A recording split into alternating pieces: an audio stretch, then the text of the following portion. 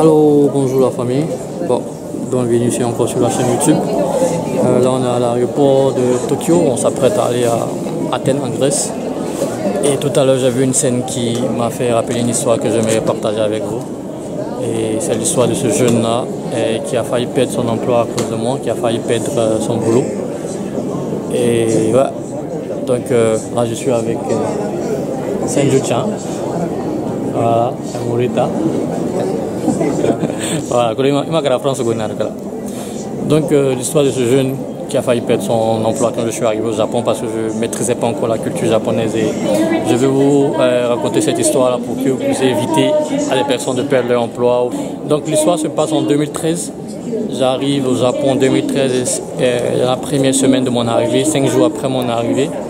Je vais acheter de la nourriture dans un combini store. Donc les combini, si vous voulez, c'est comme des supérettes, des petits supermarchés au Japon. Et le combini, il y a le manager général qui est là, il y a 2 ou 3 employés qui sont là, qui permettent d'assurer, on va dire, qui sont là de façon fixe. Et il y a 2, 3, 4 employés à temps partiel. C'est généralement des étudiants, des gens qui viennent faire des petits boulots après le travail, après l'école. Donc moi je viens fraîchement d'arriver, à 5 jours de mon arrivée, je vais acheter de quoi manger dans le machin. Et j'arrive là-bas, je finis de prendre des produits que je veux, le pain, le lait, tout ce que vous pouvez imaginer pour... Et je vais à la caisse, je vais payer à la caisse. Arrivé là-bas, le jeune me fait la monnaie et il me donne les petites monnaies. Ça représente en francs CFA, la plus petite pièce au Japon, ça représente 5 francs et c'est moins d'1 centime si vous voulez en euros. Donc moi, je pense que je fais bien, je dis au jeune non, je ne prends pas l'argent, il faut garder quoi, un peu comme un pourboire, un truc comme ça. Donc le jeune, il dit non, il ne prend pas, il parle en japonais, il ne parle pas anglais. Il dit non, il ne prend pas, il ne peut pas prendre quoi. Dekinai. En japonais, dekinai, ça veut dire on ne peut pas prendre. En fait, au Japon, on n'a pas la culture du tips, on n'a pas la culture du pourboire, on ne donne pas de pourboire. Donc moi je ne sais pas, bon, je pense que je suis en train de faire un truc bien cool. Non, garde, vas-y, garde ton argent, garde la monnaie, il n'y a pas besoin, c'est trop petit quoi, ça fatigue et tout. Le jeune aussi il dit non, donc on a argumenté comme ça pendant près d'1 minute, jusqu'à ce que son manager arrive. Au Japon, quand le manager sort, c'est pas toujours de bonnes nouvelles. Donc le manager arrive, lui aussi il parle en japonais, le jeune lui explique que non, le client veut forcément que je garde la monnaie, alors que moi on ne peut pas garder la monnaie. Et moi je ne comprends pas parce que pour moi ça se passe partout. Et le manager essaie de m'expliquer aussi, mais ça passe pas.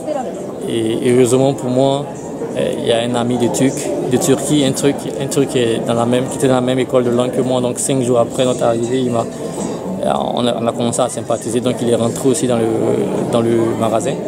Et c'est lui qui m'a approché pour me dire en anglais, no, here we don't do that, they don't accept tips. S'ils acceptent, ça va faire un surplus dans la comptabilité, dans la caisse, et il va falloir justifier ça. Donc la personne qui a pris va devoir justifier. C'est peut-être que tu as fait une arnaque au client. Et on prend pas les... On prend pas... Hi.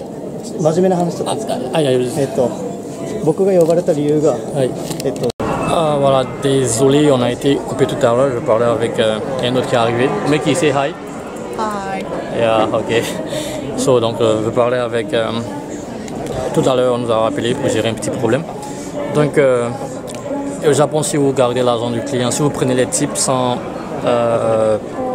on va dire quoi, il y a certains restaurants qui prennent les tips, mais vous savez ça déjà avant d'entrer, quoi. Ça fait partie. Peut-être qu'on vous fait payer la chaise, payer la table, même payer... ça fait partie des types, mais on ne prend pas le type de façon. Si on dit la facture fait 5 000, vous payez 5 000, 5 215, vous payez 5 215, vous ne payez pas 5 216. Donc si il refuse de prendre, souvent il faut écouter, il faut pas insister. Au Japon on ne dit pas non directement, mais si quelqu'un vous dit non, c'est qu'il y a forcément un problème. Donc c'est un peu ça. Si il acceptait de prendre on va dire les 5 francs CFA ou bien les moins d'un centime d'euro, il allait perdre son emploi, et à cause de 15 francs CFA, perdre son emploi, ça fait un peu mal. Donc après cette histoire, j'ai fait au moins 1 semaine sans aller dans le coin. Voilà, j'avais un peu honte, j'étais un peu gêné, et je suis retourné 2 semaines après, 1 semaine, 2 semaines après, j'ai vu le jeune, et quand il m'a vu, on a commencé à sourire. Donc il n'a pas perdu son emploi, il travaillait toujours là-bas en 2013, quand je suis parti 2 semaines après notre histoire. Donc juste pour vous dire que il faut faire très attention quand vous voyagez, quand vous voyagez d'un pays à un autre.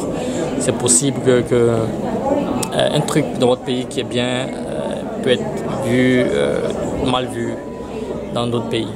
Pour finir, on a l'habitude de faire oui en hochant la tête comme ça. En Bulgarie, je crois, oui, on le fait comme ça. Donc c'est des petits trucs qu'il faut apprendre quand vous voulez partir quelque part. Je ne suis pas encore allé en Bulgarie, mais certains amis m'ont dit qu'en Bulgarie, oui, c'est comme ça, et non, c'est comme ça. Donc voilà, il faut faire attention à tous ces petits détails-là. Donc c'était moi, Elder Mfo, et la prochaine vidéo, on sera définitivement en Grèce. Si vous avez aimé ça, cette histoire-là, si vous avez tiré des leçons, si vous voulez d'autres vidéos de ce genre-là, il faut faire ci. Il y a tellement d'histoires à partager, peut-être que ça va aider beaucoup plus de personnes. Et bye bye.